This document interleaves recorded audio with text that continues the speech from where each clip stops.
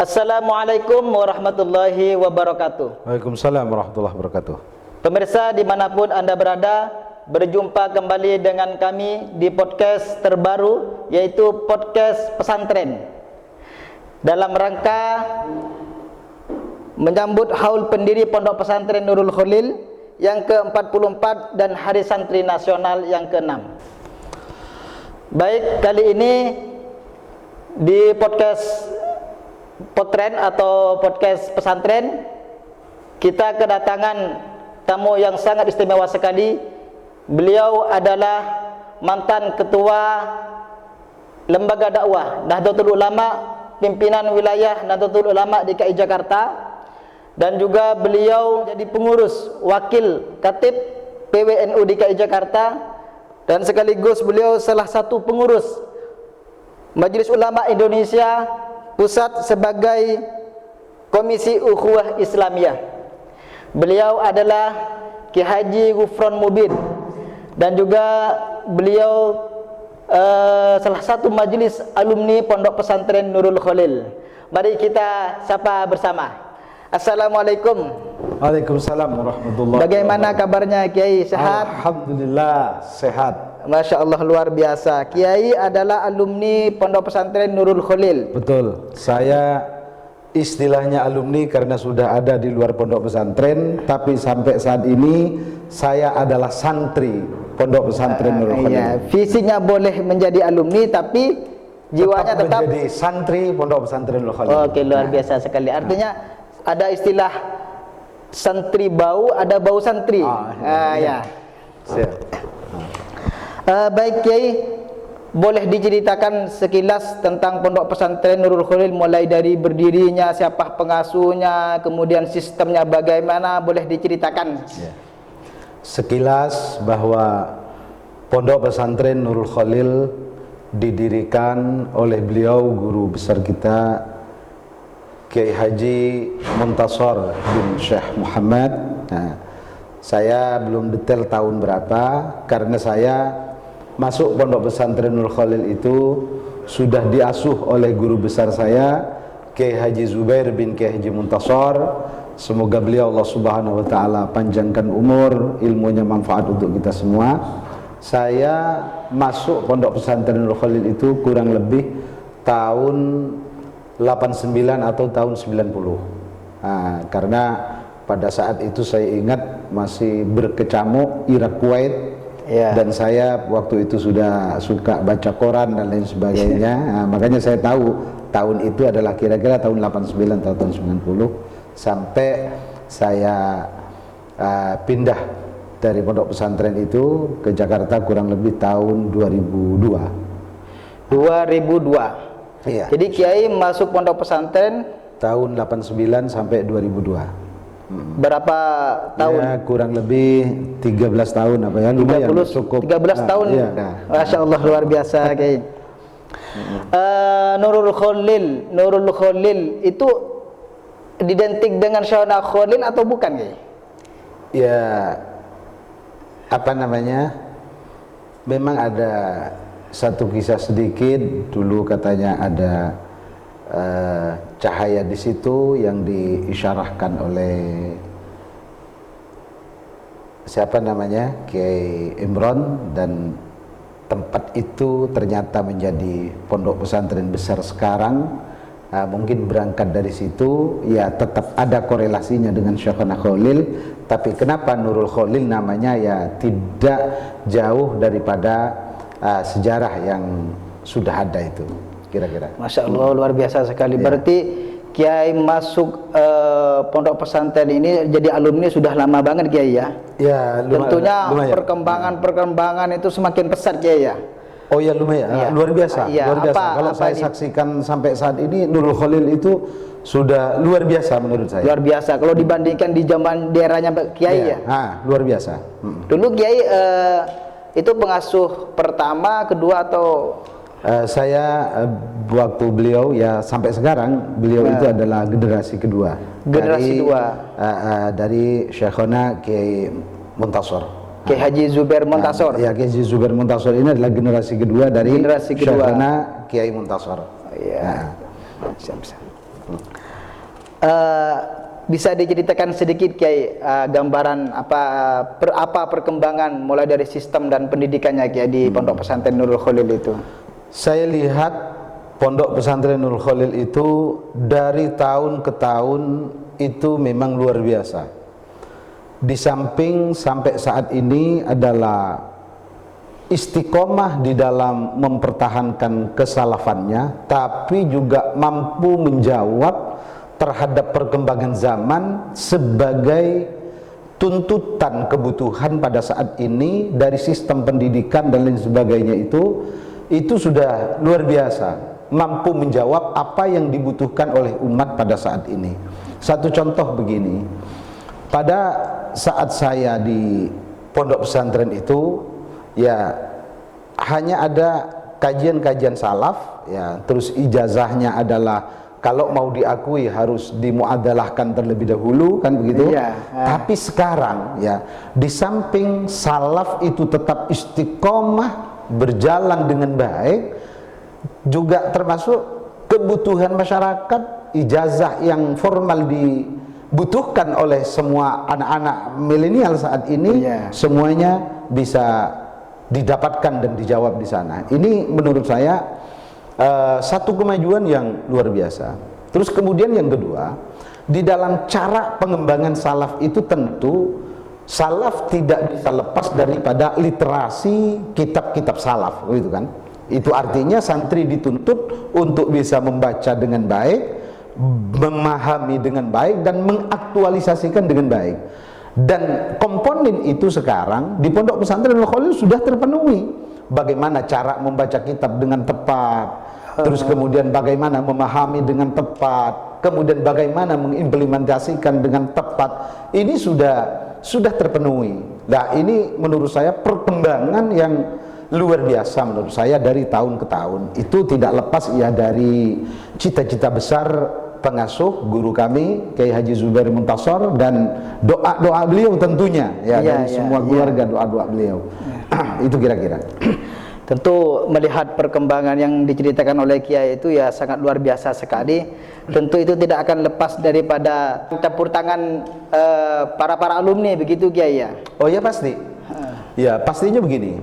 Setiap tahun ya saya waktu itu santri tahun 90-an itu ya tidak jauh dari 300-400-an lah.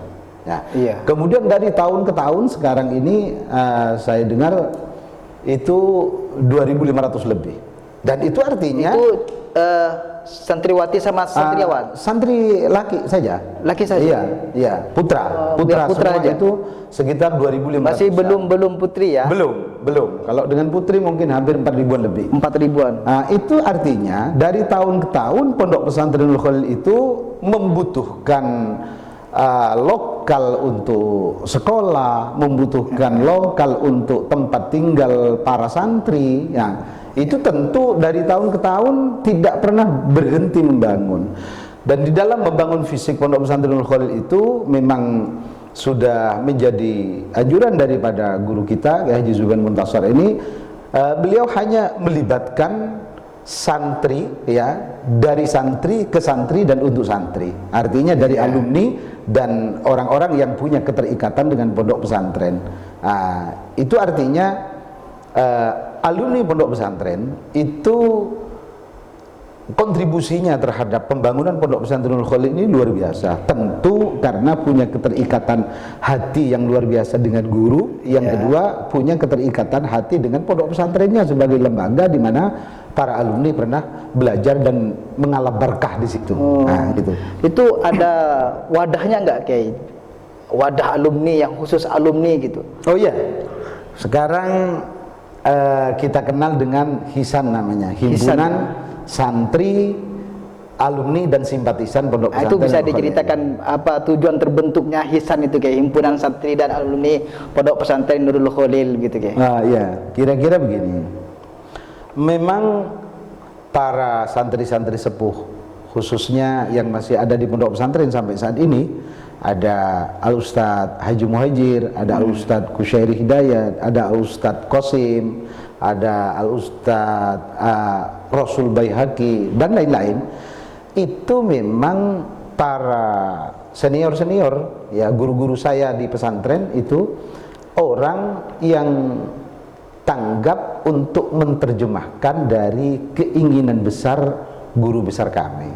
Jadi tidak usah mereka itu disuruh dengan detail, tapi dengan salah satu dawuh guru kami ini bahwa supaya santri itu tidak lepas ikatannya dengan guru dan pondok pesantren, maka bagaimana? Maka disitulah dibentuklah yang namanya Hisan, yang kita kenal Hisan sampai saat ini. Itu hanya lingkup di Bangkalan, sekitar Bangkalan? Oh enggak, itu bahkan sampai ada di luar negeri sekarang. Di luar negeri, ya, di Malaysia, itu semuanya terbentuk. Dan justru dengan adanya Hisan, yang notabene ini adalah mewadahi para alumni pondok pesantren dan simpatisan. Nah, simpatisan ini sekarang menjadi luar biasa. Mereka walaupun tidak pernah mondok di pesantren Nurul Khalil, tapi keterkaitan dengan ulama, keterkaitan dengan pondok pesantren, kemudian merasa menemukan wadah untuk bersama di situ, ini hal yang luar biasa. Dan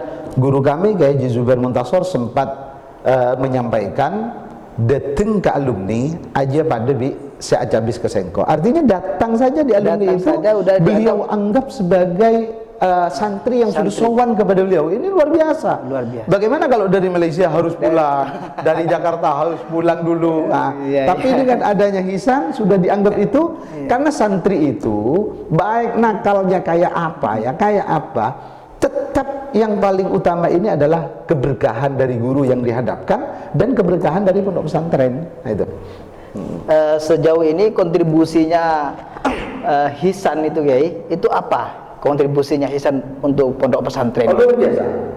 Selain Hisan itu menjadi PR pondok pesantren di luar, menjadi PR karena para alumni ini kan profesinya bermacam-macam.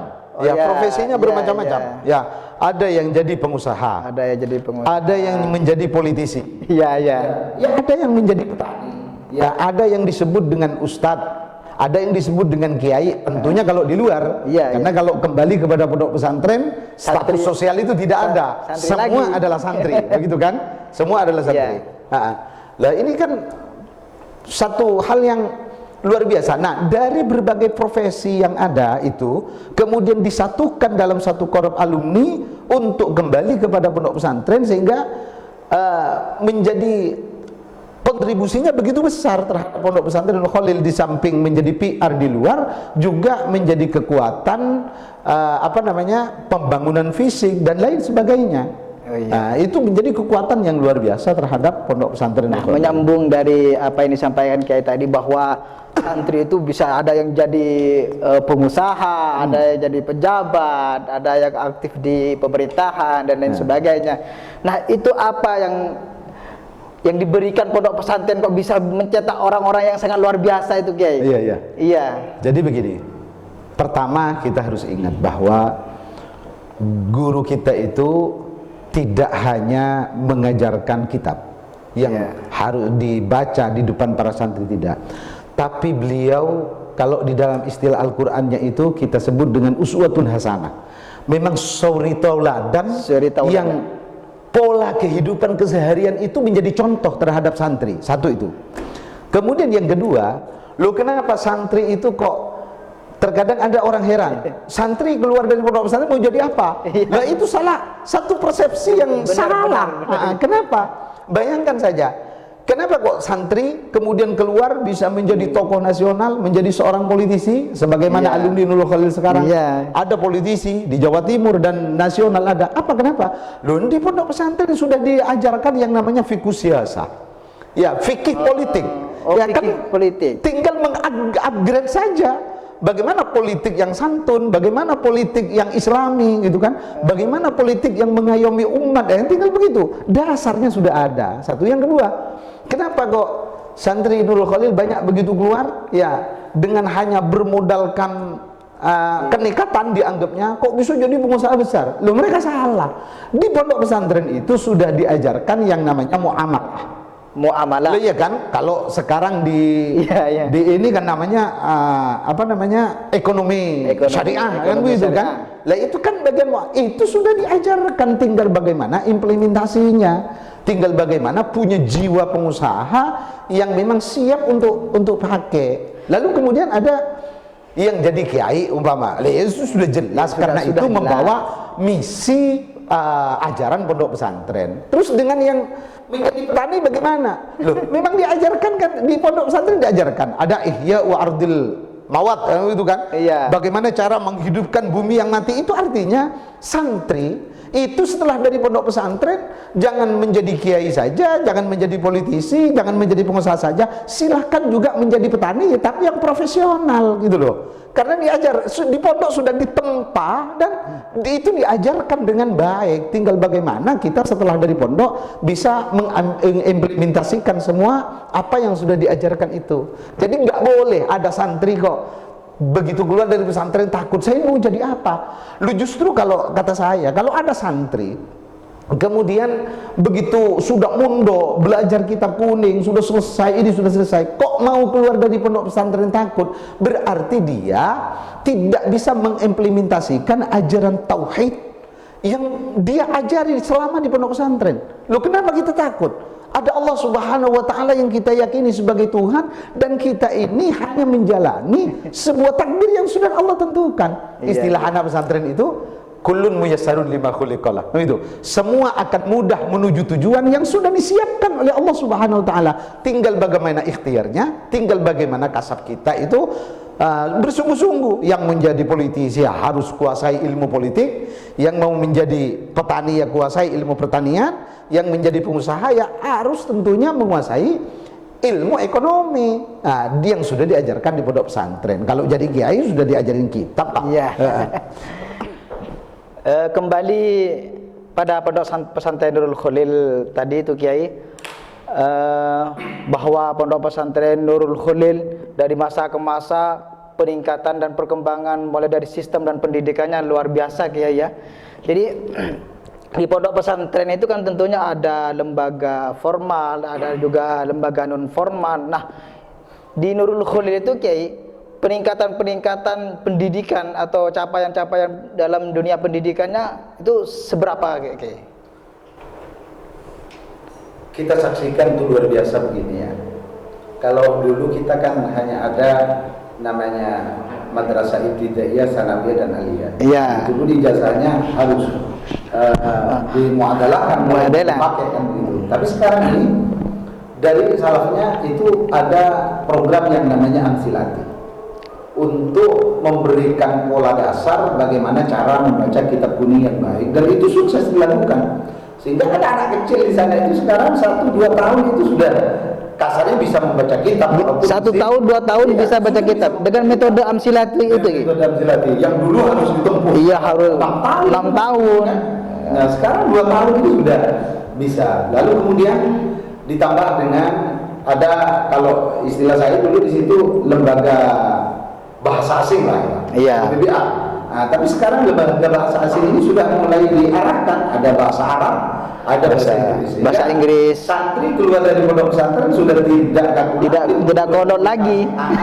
Berkomunikasi dengan bahasa Inggris ya, yang memang ini kebutuhan bahasa dunia, bahasa Arab, bahasa Arab bukan itu. Lalu kemudian secara formal, sekarang ada yang namanya madrasah aliyah itu. Ya, aliyah sama sih, tapi kalau karena formal disebut dengan MA kan. MA. Nah, kemudian di aliyahnya sekarang, karena sekarang ini sudah ada Ma'had Ali. Nah, ini yang saya apresiasi luar biasa. Kenapa? Ini memotong waktu. Setara dengan kampus ke. Setara dengan kampus. Memotong waktu kenapa? Kalau sudah madrasah aliyah kelas 1, ya kelas 1, itu sama dengan semester 1. Semester 1. Ya, semester 1. Jadi begitu berarti kan sudah semester 6. Semester 6. Hanya tinggal nambah 1 tahun lagi. 1 tahun lagi. Nah, ini namanya potong waktu yang luar biasa. dan Iya, iya. pencapaiannya luar biasa. Jadi santri tetap konsisten di pesantren Kiai ya, nggak langsung keluar gitu kan. Biasanya kan lulus pesantren, lulus SMA, MTS keluar. Kayak itu. Iya iya. Di pondok pesantren ada sampai dikasih wadah begitu Kiai. Ya, yang artinya Masya Allah. Setingkat kuliahan. Kuliah. Iya, bangku kuliah.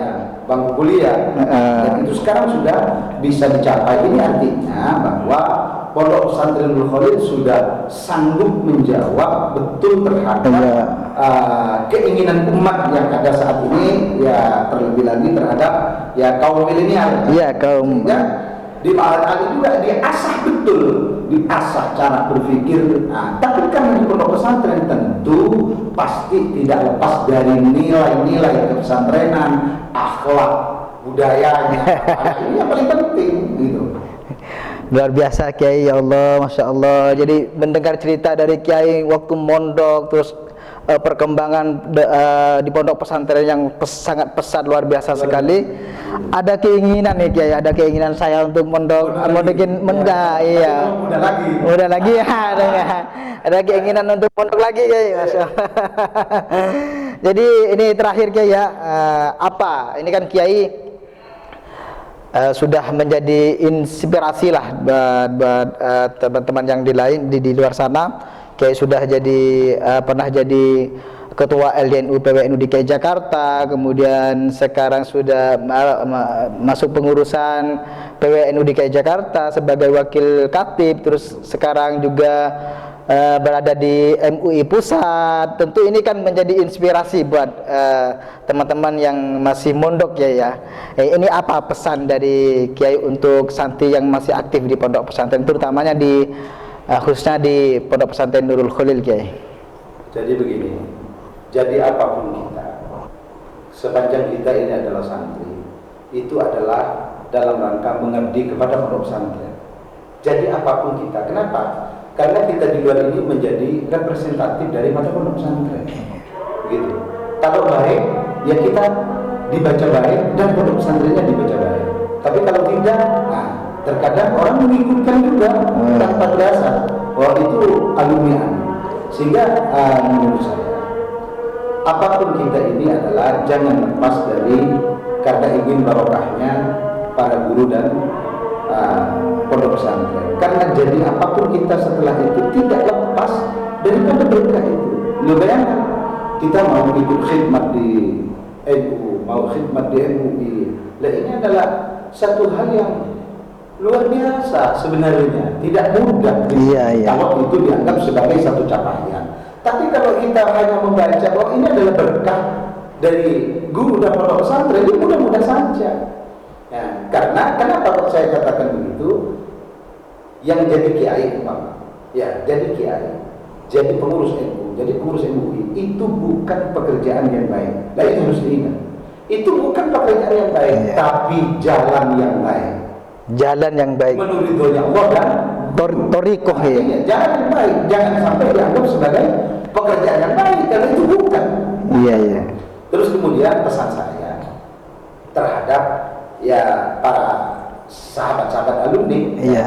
Sebagai apapun kita adalah santri yang harus tetap kembali kepada pondok pesantren.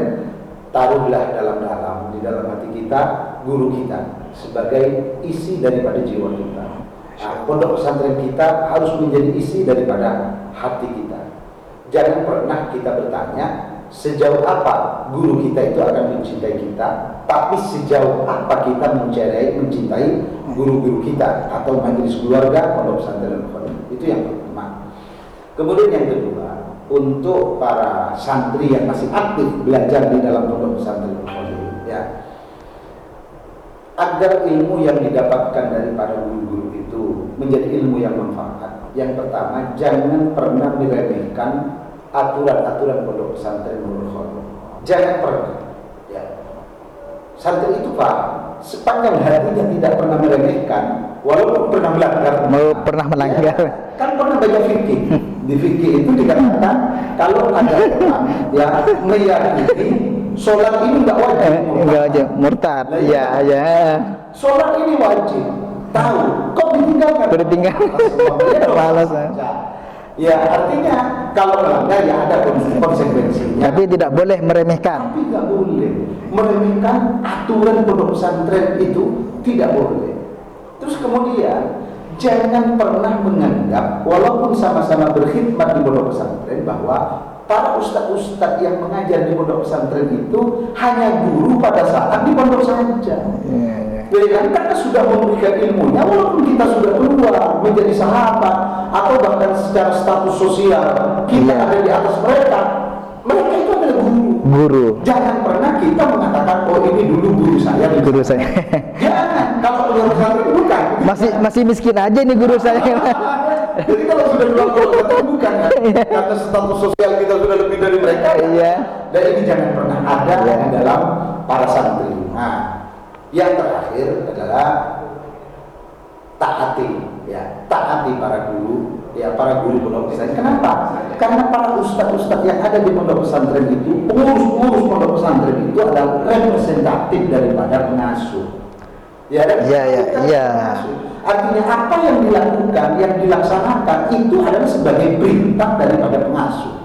Artinya kita meremehkan, kita apalagi kok melanggar terhadap mereka itu sama saja melanggar terhadap pengasuh yang memberikan amanah kepada mereka. Nah, ini pesan saya agar ilmu yang didapat itu adalah menjadi ilmu yang bermanfaat. Tapi juga harus kita tahu bahwa ilmu yang manfaat itu bukan berarti nanti kalau keluar dari pondok pesantren jadi orang kaya, jadi kiai, jadi apa.